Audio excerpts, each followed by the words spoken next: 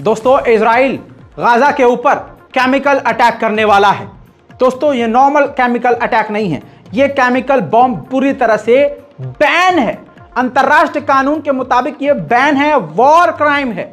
हमला करने से पहले आपको बता रहा हूं, पूरा प्लान बता रहा हूं, ये मामला कैसे होना है। ये होगा ऐसे कि हमास को खत्म करने के लिए, गज्जा के लड़ाकों को खत्म करने के लिए उनके टनल और सुरंगों में जमीन के नीचे इजराइल ने केमिकल डालना शुरू कर दिया है। यह केमिकल पहले से ही बैन है। इस केमिकल को मेरे पास जो अभी खबर आई है वो है ये कि वो डालना शुरू कर चुका है और अमेरिका के कई कमांडर एक्सपर्ट गए हैं। मैंने कल की रिपोर्ट बताया था, उनके सुपरविजन में ये काम किया जा रहा है। होगा इससे ये कि ये केमिकल जाएंगे और पूरे सुरंग में फैल जाएंगे और ये गैस ऐसी फैलेगी, ये केमिकल ऐसा फैलेगा कि इसके चपेट में जो भी लड़ाके आएंगे वो 12 से 18 घंटे के लिए पैरालाइज हो जाएंगे और फिर उनको बेहोशी की हालत में इजराइल कत्ल कर देगा और अपने जो हॉस्टेज हैं उनको रिहा कर देगा। दोस्तों ये सबसे बड़ी ब्रेकिंग न्यूज़ है, लेकिन क्योंकि खबर 1 मिनट की बता के जाना बेकार है मेरे लिए और आपके लिए भी, तो सुनिए अगली खबर। अगली खबर यह है कि फ्रांस के तेवर बदले हैं। फ्रांस को अरब देशों के दौरे के बाद कुछ समझ में आया है।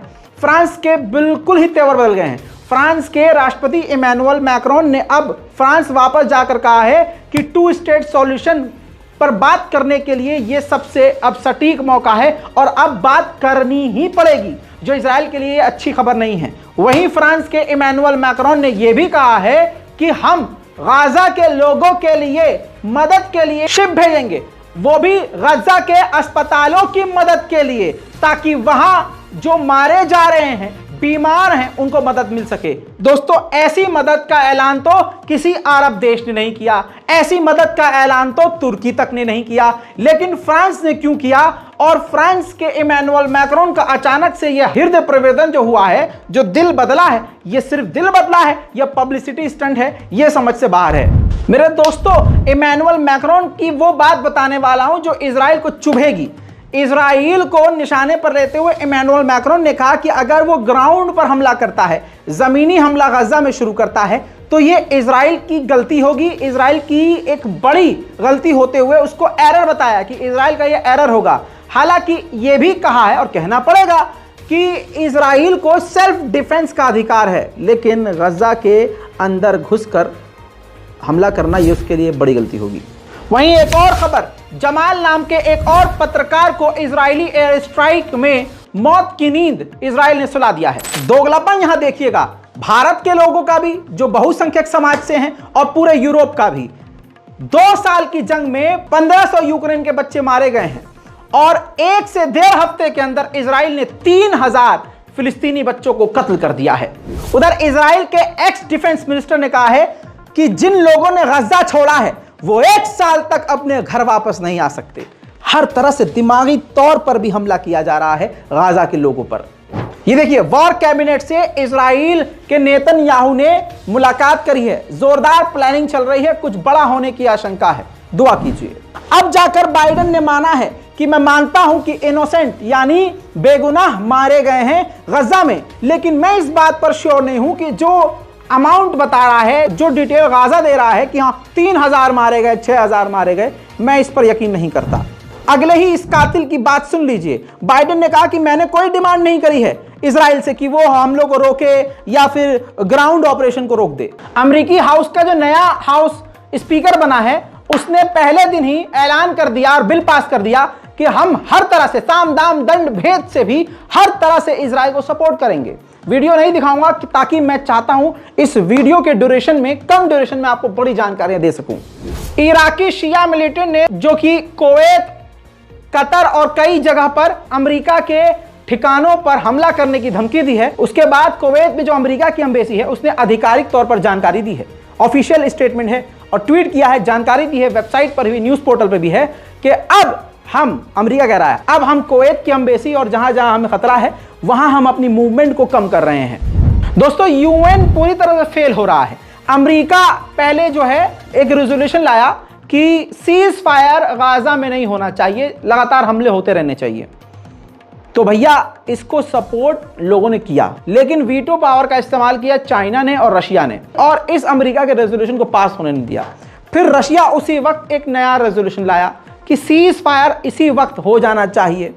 तो इसके पक्ष में चाइना और रशिया ने यह रेजोल्यूशन रखा था, इसके पक्ष में वोट ही नहीं डले और अमेरिका ने अपनी वीटो पावर का इस्तेमाल करके इस बात को भी रद्द कर दिया। यानी यूएन पूरी तरह से फेल हो रहा है, मजाक बना हुआ है।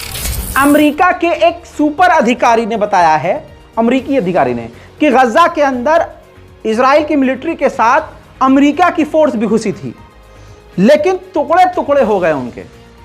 हाँ, मैं वो पूरा ट्वीट दिखाऊंगा, ट्वीट का आप डिस्क्रिप्शन पढ़िएगा और उनके बयान को भी सुनिएगा।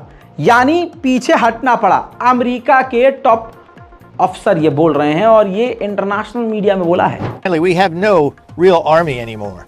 The army is down to perhaps what, 450,000. How much of that is ready to fight is open to debate. Much of it is sitting in Eastern Europe right now. We don't have the means to rapidly ship a large force of 80 to 100,000 troops on the ground into the region, which means that we're reliant on special forces and right now 2,000 Marines and perhaps 2,000 special forces and special operations forces. That's not going to make much of a dent. And as we've seen quite recently within the last 24 hours or so, some of our special ops forces and Israeli special ops forces went into Gaza to reconnoiter, to plan for where they might want to go to free hostages and make an impact. And they were shot to pieces and took heavy losses, as I understand it. I think that's where we're headed. And I don't see that as a win for Israel in any way, shape, or form. And I certainly think it's very dangerous for us. दोस्तों, अंतर्राष्ट्रीय level पर और Israel के साथियों के द्वारा ही Israel पर pressure है कि ग्राउंड ऑपरेशन ना करे इजराइल। इसी के साथ लोकल पत्रकार, ये एक महिला, एक लड़की जो अपना एक रेडियो चैनल और यूट्यूब चला रही थी और गजा की एक लोकल पत्रकार थी, इनको भी निशाना बनाकर इजराइल ने मार डाला है। उधर ये देखिए, ईरान के विदेश मंत्री अमेरिका पहुंचे हैं, न्यूयॉर्क पहुंचे हैं यूएन की मीटिंग में हिस्सा लेने के लिए। मेरे दोस्तों, जैसा मैंने आपको पहले ही अनस्क्रिप्टेड पर एक रिपोर्ट जारी करके बताया था कि इन्फ्लुएंसर को खरीद रहा है इजराइल। पहले तो धमका रहा है, फिर ऑप्शन दे रहा है कि हम आपको पैसा देंगे, आप इजराइल को सपोर्ट कीजिए, फिलिस्तीन को सपोर्ट करना बंद कीजिए। आपकी स्क्रीन पर मौजूद ये एक टिकटॉकर हैं जिनके 3 मिलियन फॉलोवर हैं। इन्होंने जानकारी दी है खुद सामने आकर और ईमेल भी दिखाया है इजराइल का कि इनको $5,000 सिर्फ कुछ ही इजराइल के समर्थन में वीडियो बनाने के लिए दिए जाएंगे, जिसको इन्होंने सीधा रिजेक्ट कर दिया है। Cause we respect your dedication to important issues. However, we believe that there may be some misunderstandings and misperceptions regarding Israel, and you have fallen for the lies of the rabid dogs. What the f? We are willing to offer you $5,000 to go live and pledge your support for Israel. We aim to provide you with resources and experts who can make you see the truth. Your voice is influential, and we believe. दोस्तों, फिलहाल की इस report में इतना ही। Channel को जल्दी से subscribe कर लीजिए और हमारा दूसरा चैनल आप जानते ही हैं, रजाग्राफी अनस्क्रिप्टेड, जिसका लिंक डिस्क्रिप्शन में मौजूद है। उस चैनल को भी जाकर सब्सक्राइब करें ताकि ज्यादा से ज्यादा आपके लिए जो जरूरी खबर है मिलती रहे। जय हिंद।